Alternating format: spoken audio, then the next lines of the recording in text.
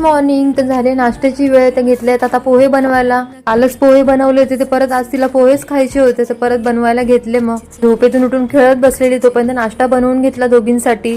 रात्रीच्या चपात्या पण बाकी होत्या 2-3, तर त्या पण मस्त अशा गरम करून घेतल्या कडक. चहा सोबत खूप छान लागतात अशा कडक एकदम करून घेतल्या. तर ती गरमच करत होती, तेवढ्यात माझी मॅडम आली. तिला आता भूक लागलेली, मुली पहिला आंघोळ घालते नंतर मग भरवून घेईल तिला. तेव्हा कशी आता आली माझ्याकडे, रडत होती ती, तिला भूक लागली होती. तिला घेऊनच फटाफट करून घेतलं किचनचं काम. आणि बघा आम्हाला कढईच लागते. फ्रेश वगैरे झाली आणि कढई डायरेक्ट बाहेर घेऊन आली पोह्याची. तर नाश्ता वगैरे करून इथे दुपारच्या जेवणाची तयारी करायला घेतली होती. डाळ पालक करणार होती आज, तर ती शिजवायला लावलेली. एका साईडला भात लावलेला आणि एका साईडला डाळ करून घेतली. तर ही दुपारी जेवण वगैरे झाल्याने मध्येच रडायला लागली की तिला बाबा हवा होता.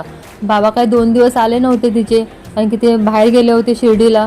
ती बाबा बाबा करून रडते बघा कशी, दरवाजात जाऊनच उभी आहे. तिला कशी तरी शांत केली आणि झोपवली. तर मग तिचे कपडे नीट लावण्यासाठी घेतले होते. बघा तिचं कपाडाची हालत कशी झाली. टाइमच भेटत नाही, दुपारचं पण असाच टाइम निघून जातो कामामध्येच. नीट असे कपड्यांच्या घड्या घालून ठेवल्या. तर पाऊण तास गेला मला ते सगळं करण्यासाठी, तरी पण ती झोपलेलीच होती. म्हणून संध्याकाळी तिला नाश्त्यासाठी असा मखाना फ्राय केला होता, त्यातला तिने जरा पण नाही खाल्ला. दुपारची डाळ होती, आता फक्त खिचडी भातच केला. असा गेला आजचा दिवस. भेटू पुढच्या व्लॉगमध्ये, तोपर्यंत बाय.